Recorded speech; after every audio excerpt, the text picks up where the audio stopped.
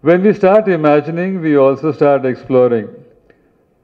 A lot of people I have had the opportunity to interact, and I have been very fortunate to interact with businessmen at all levels, at senior levels in the private sector, at in multinationals, in public sector enterprises, in SMEs.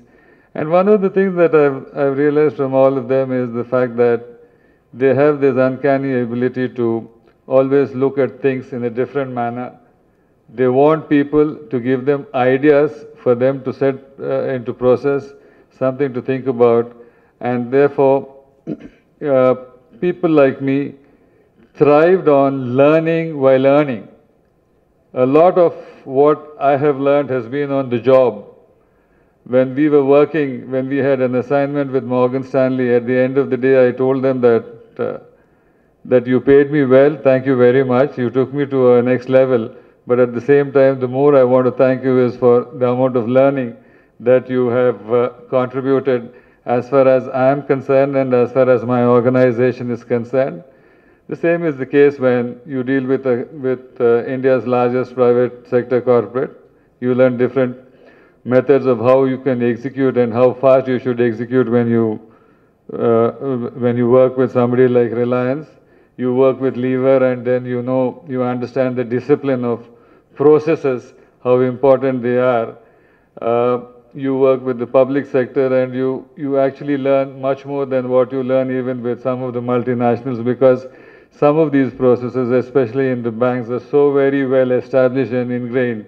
And the talent that is available, though they don't probably come in suits and dress themselves well, is phenomenal. The amount of exposure and knowledge is something unbelievable.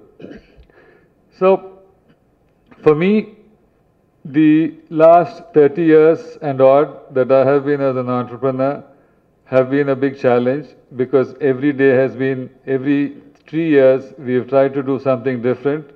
Not out of any dream, but out of the simple fact that it became a necessity.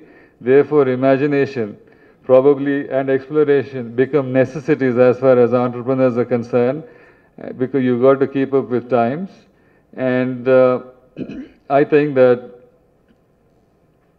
we have learnt over a period of time that diversification and value addition are probably two very important aspects of business and industry, and I've realized that these are two important elements not only of business and industry but of any professional, even if it's a doctor or an engineer.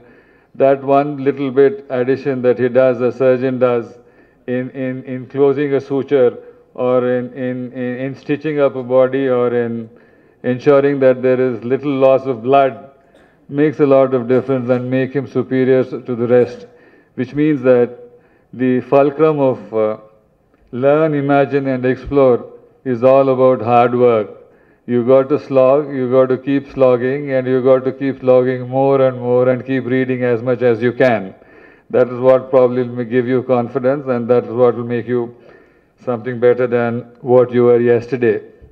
This has been a good experience for me, and thank you very much.